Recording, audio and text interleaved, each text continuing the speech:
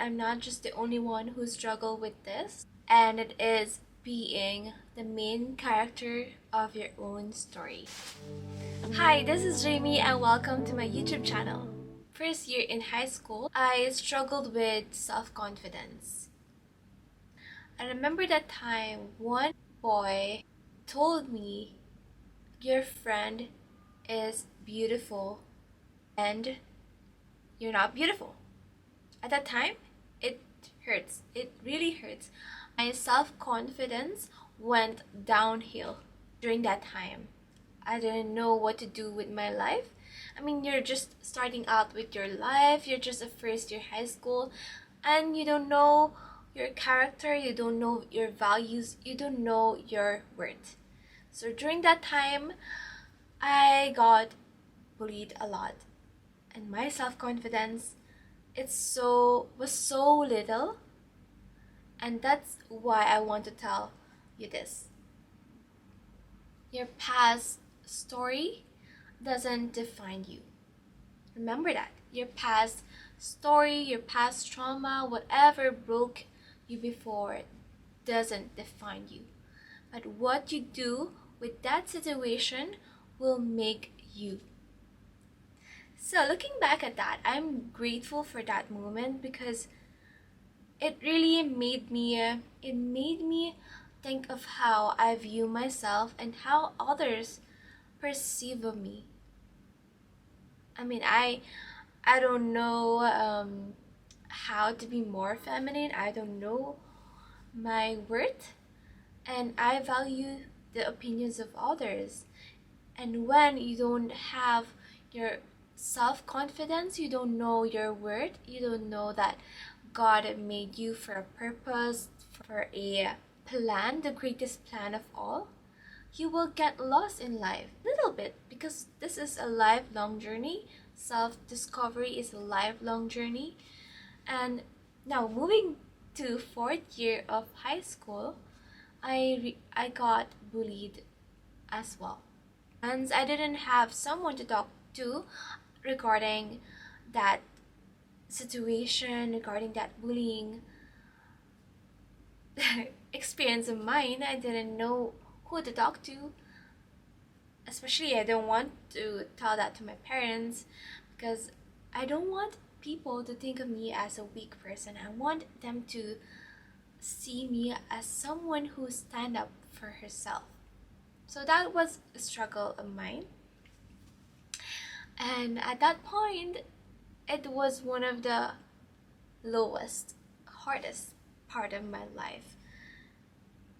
And I felt so alone. But the thing is, I joined a choir and I prayed hard to God to save me, to heal me from this brokenness, to heal me, to move me, to let these bullies understand what I'm going through. At one point, I want to end my life. Seriously, I wanted to end my life.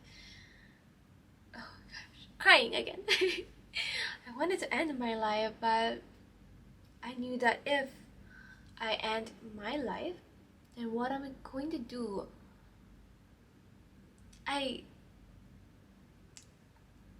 I remember I didn't want to go to school at one point because I know my classmates were gonna tease me. That was one day, I think. That was one day I didn't go to school, and after that I just pray again and again to God to just give me the strength to overcome these hardships in life. And then one day, these bullies said sorry to me, and and they told me that they just wanted to talk to me. That experience of mine made me realize that no one knows what they're doing in their life. We're just, 14, 15 years old, and we were having this peer pressure. People's opinions of you will matter at that point. If you're going to fit in, if they were going to accept you for who you are. So you clung into this famous people in your school, and sometimes you ended up doing something bad for your classmates that will really hurt them, and it's no one's fault. And that's why you have to be the main character of your own story. Don't let your past childhood memories that broke you stop you from doing amazing things in life. You need to elevate, level up your skills, elevate your mindset, read books that are motivational, listen to praise and worship songs while go work. I love listening to worship songs. It just made me wholesome of myself. It made me surrender my life to God, and gives me the strength to face every battles that I have, that I'm going to face on. You have to change your mindset if you want to be the main character of your life story. It could be learning new skills, learning new language. I love learning new language, especially here in UAE. You get to work with different nationalities.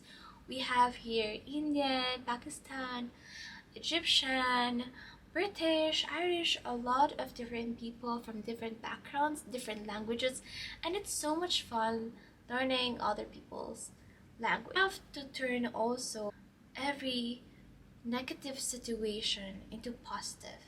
Looking back, during that time I was focusing on the negative things. These people hate me for a reason, that I'm not beautiful, I'm not worthy enough, I don't have friends.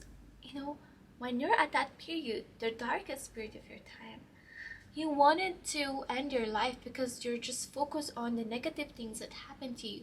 But when you started looking all the blessings that you have, to count your blessings, you will change your perspective over time. And when you surrender your life to God, you will just have this peace of mind. You have to research what the successful people do. It could be waking up early to go walking or jogging, to learn new skills by reading books, motivational video into yourself, all the positive things. Number 2 is to eliminate what doesn't belong into your future. Eliminate those negative beliefs that you've had. Eliminate those limiting beliefs that you cannot do this, you are not a successful person, you're not self-confident. Eliminate those. Stop worrying, stop those judgments that you've had before. Start looking into the future of who you are going to be. Eliminate negativities. Remind yourself that these situations, these challenges are just a breaking point, and this breaking point will have a breakthrough someday. Remember that. When you have a breakthrough or challenges that are very hard, it's God's way of telling you, child, you don't need to worry about your life. I've already got you. I've had the best plan for you, so surrender. Okay? Eliminate those negativities and start positivity. And as I've been telling earlier, to surrender your life, not for the worldly things, but to surrender your life to God. Before, I like going out of my own way. I want to see this person. I like dating this person. I want to do this. I want to study this. But at the end of that period, after I got my heart broken, it's like God is telling me, this didn't work the way you want it to be, because I have the best plan for you. But you're not just obedient to my plans. So stay obedient to God's plan for you, because He just wants the best for you. When you keep on telling yourself that, I want to do this, I have this plan, but God has a way, a different way. He has the greatest plan for you, so you have to surrender. Let life unfolds on itself, and just allow the universe, allow the Holy Spirit to guide you in the right path, so you don't end up getting your heart broken by many times. When you keep on going through the same thing, it means that you didn't learn a lesson. When a relationship ends and another relationship ends, it's because you didn't learn your lesson. And that is, remain obedient to God. Whatever you do, and in life, you will have suffering. God didn't tell you that life will always be butterflies, rainbows, and colorful, sweet things, cakes. Life will have suffering in itself, because that is how God created for you to grow yourself. If we're always happy, if we're always being successful, then we don't grow ourselves. We don't go outside of our comfort zone. We don't surrender our life to God. We don't, we're just gonna be a human being full of himself or herself because of all these good things happen to him, and we will not humble ourselves. So let God be God in your life. First, we will have those happy memories, happy moments, and that is reminding us also to thank the Lord for all the blessings that we have, and trust that the universe has your back. Okay, so that is being the main character of your life story. Number one is to elevate your mindset, elevate who you are, change your outfits, change the way you look at yourself in the mirror. Number two is eliminate those negative beliefs that you've had. Stop worrying. And number three is surrender your life to God. It will give you more peace. And that's it, my lovely subscribers here in YouTube channel. And I hope to see you again in my next video. Bye!